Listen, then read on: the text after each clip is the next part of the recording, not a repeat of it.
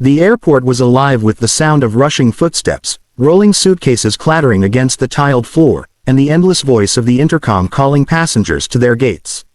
Emma had never liked airports much. To her, they were a mix of stress, noise, and fleeting goodbyes. But that morning felt different. She carried a paper cup of coffee in one hand, her phone tucked awkwardly between her ear and shoulder, and her passport peeking from the side pocket of her tote bag. She tried to keep her luggage rolling smoothly, but her shoe caught the strap of her bag and she stumbled forward, almost losing everything in her hands. Before the hot liquid could spill onto her clothes, a strong hand reached out and steadied her cup, holding it upright. She froze for a second, realizing she had just been saved from a very embarrassing scene. "Careful," came a calm voice, deep and warm, somehow cutting through the chaos around her. Emma looked up and saw him. He was tall, broad-shouldered but not intimidating, with kind brown eyes and a smile that made her feel oddly at ease. His hair was neatly styled, and his presence felt grounded, as if the busy airport bent slightly around him. "Thank you," Emma said quickly, trying to gather herself. Her cheeks burned from the sudden clumsiness. "I don't usually make such a clumsy first impression." The man gave a light laugh, his gaze steady on her. "Then I'll pretend this is your second one." The word surprised her, disarming her embarrassment and replacing it with a laugh of her own. His humor was simple but warm, and in that moment, the rush of travelers and the distant announcements seemed to fade just enough for her to feel the strangeness of their pause. They both continued walking, realizing they were heading in the same direction. He slowed his pace slightly so she wouldn't feel rushed. For a few moments, neither of them spoke, and the silence was not awkward but curious, filled with the tension of strangers who might have something important to discover in each other. Emma finally broke the silence. "Are you traveling for work or for fun?" she asked, shifting the coffee carefully in her hands. "A little of both," he said, glancing at her. "I've got a meeting in New York, but I'm planning to stay a few days after, see some places I've never had the chance to visit." She nodded. "That sounds nice. I'm headed there too, but just for a short trip. Visiting a friend, nothing exciting." "Exciting depends on who you're visiting," he replied with a small smile, and Emma laughed again. His voice had a calm steadiness, a tone that drew her in, making her want to keep the conversation alive. They reached a large sign pointing toward the gates, and Emma noticed his ticket peeking from the corner of his jacket. "Looks like we're in the same terminal," she said. He followed her gaze and raised an eyebrow. "Maybe the universe is trying to make up for almost letting you ruin your outfit with that coffee." Her heart skipped, not because of the words themselves, but because of the way he said them, casual, teasing, as though he had known her for more than just a few minutes. She found herself smiling more easily than she usually did with strangers. They sat side by side near the waiting area, both pretending at first that they were just passing time. Emma sipped her coffee while he scrolled briefly through his phone, but soon the silence broke naturally into conversation. They talked about airports they had passed through, the strangest meals they had eaten while traveling, and the kind of places they dreamed of going someday. For Emma, it was Rome. "I've always wanted to just sit in some little cafe there, with no schedule, no rush. Just watch people and feel like I'm part of something bigger." For him, it was Japan. "I want to walk through Tokyo at night," he said, his voice thoughtful. "The lights, the noise, everything alive. But also the quiet places outside the city, temples and gardens. I want to see both sides." She listened closely, finding that his words weren't just answers but small windows into who he was. The way he described places revealed a curiosity she recognized in herself, the desire not just to visit but to truly experience. As time passed, Emma forgot the stress that usually filled her before boarding a plane. She forgot the annoyance of security lines and the exhaustion of early mornings. All she noticed was the way his eyes lit up when he spoke about books he loved, the way his laughter made other people nearby turn their heads, and the way she felt like she could talk to him forever and never run out of things to say. When the boarding announcement finally echoed through the hall, she felt an unexpected disappointment. She had known him for less than an hour, but somehow she wasn't ready for it to end. He stood, picking up his bag, and for a moment it seemed like this was where the story would close. Two strangers crossing paths briefly, only to disappear into different seats on a crowded plane, never to see each other again. But then he looked at her and smiled again, as if he could feel the same pull she did. "Maybe I'll see you on the other side of the flight," he said lightly. Emma nodded, her heart racing.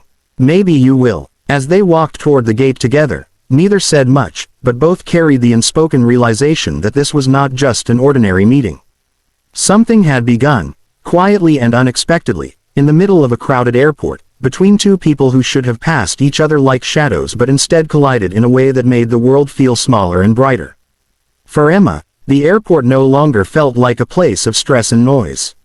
For the first time, it felt like the beginning of something she didn't have words for yet, something that felt a lot like fate. The departure lounge was a restless sea of travelers, each person wrapped up in their own worlds of business trips, family reunions, or long-awaited vacations. Emma sat by the large glass window, her coffee long gone, staring at the blinking lights of airplanes parked outside. She let out a sigh as the announcement blared once again. Her flight had been delayed another hour. It was the third time in a row, and though she wanted to be irritated, all she could feel was resignation. She pulled her sweater tighter around her shoulders and scrolled through her phone, trying to pass the time. As she glanced up from her screen, her eyes caught a familiar figure just across the lounge. Daniel was sitting in one of the chairs, a book in his hand, his headphones hanging loosely around his neck. For a moment she hesitated, unsure whether to go over. After all, they were just strangers who had exchanged some light conversation earlier. Maybe it was nothing, but then he looked up too, his gaze scanning the lounge before landing on her. Recognition lit up his face, followed by a smile that felt like sunlight in a place otherwise buzzing with cold airport efficiency. Emma's pulse quickened. She tried to look casual, like she hadn't been secretly hoping to see him again, but he was already on his feet, walking toward her with an ease that made it seem like they'd planned to meet. "Looks like we're stuck here together," Daniel said, dropping into the empty chair beside her. Emma let out a small laugh, shaking her head. "I'm starting to think the universe planned this." He tilted his head slightly, his smile deepening. "If that's the case, I'm not complaining." The way he said it made Emma's cheeks warm, and she busied herself by adjusting her bag. The lounge around them buzzed with restless children, tired parents, and hurried business travelers, but somehow their little corner felt quieter, as if time had slowed down. They began talking again, more easily this time, slipping into conversation like old friends who had years of history. Emma told him about her childhood summers spent in California, running along the beaches until sunset. He told her about his love for hiking, how he found peace in climbing mountains and standing above the world, where the noise faded away. At one point, Emma laughed as she shared an embarrassing story about getting lost on the subway in New York during her first visit years ago. "I ended up 2 hours away from where I was supposed to be. My friend was furious, but I kind of loved it. I discovered this tiny bakery in a neighborhood I never would have seen otherwise."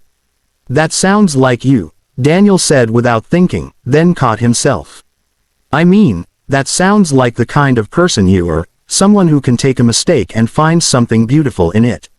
His words lingered in the air, and Emma felt something shift inside her. She wasn't used to people seeing her that way so quickly, noticing the parts of her that usually stayed hidden beneath casual small talk. She met his eyes, and for the first time since they'd spoken, she felt a sense of vulnerability. Daniel seemed to sense it too. He leaned back in his chair, running a hand through his hair. "I usually hate delays," he admitted softly. "But right now, I couldn't be more grateful." Emma's breath caught. She didn't know how to respond at first, her heart racing at the weight of his words. She smiled shyly, trying to steady herself. "You're making this airport feel a lot less miserable, I'll admit that much." They both laughed lightly, but beneath their laughter was something unspoken, something that grew stronger with every minute they sat together. It wasn't just attraction, it was the rare kind of connection that made Emma feel like she'd known him far longer than a couple of hours. Time slipped by unnoticed. They talked about favorite books, the kind that made them cry, and the songs that reminded them of home. Emma confessed her fear of thunderstorms, how the sound unsettled her, while Daniel admitted he was afraid of flying, which made his constant travel somewhat ironic. "Flying scares you?" Emma asked with genuine surprise. "Terrifies me," he said with a chuckle, though his eyes betrayed his honesty. "But I keep doing it anyway." I tell myself the things waiting for me on the other side are worth the fear. Emma smiled, her heart tugging at his words. That's brave, actually. No, Daniel said quietly, his gaze fixed on her now. This feels brave, sitting here, telling you things I don't usually tell anyone. The air between them grew heavier, charged with something that neither could quite define but both felt deeply. Emma's chest tightened, a warmth spreading through her that made her forget entirely that they were in an airport lounge surrounded by strangers. The final boarding call rang out, pulling them both back into reality. Passengers around them began gathering their things, heading toward the gate. Daniel hesitated, looking at his boarding pass and then back at Emma. For a moment, it seemed like the universe would be cruel again, pulling them apart just as quickly as it had brought them together. He cleared his throat, his usual calm replaced with a flicker of nervousness. Can I see you again after this flight? His voice was careful, but there was hope woven into it, an almost boyish sincerity. Emma felt her lips curve into a smile before she even thought about it. Her heart raced, her fingers tightening around the strap of her bag. I'd like that, she said softly. The relief that crossed Daniel's face was unmistakable, and something in Emma's chest fluttered at the sight. They stood together, gathering their belongings, walking toward the gate side by side. They didn't speak much on the way, but the silence wasn't empty. It was full of possibility, of anticipation, of a sense that something had just begun. As they handed over their boarding passes and stepped onto the jet bridge, Emma glanced at him one last time before the cabin swallowed them into separate seats. In his eyes, she saw the same thought mirrored back at her. This wasn't just chance. It wasn't just two strangers killing time at an airport. It was the beginning of something that could last forever. And even though they were about to board a plane with hundreds of other passengers, Emma felt like it was just the two of them, carrying a story that had only just begun to write itself.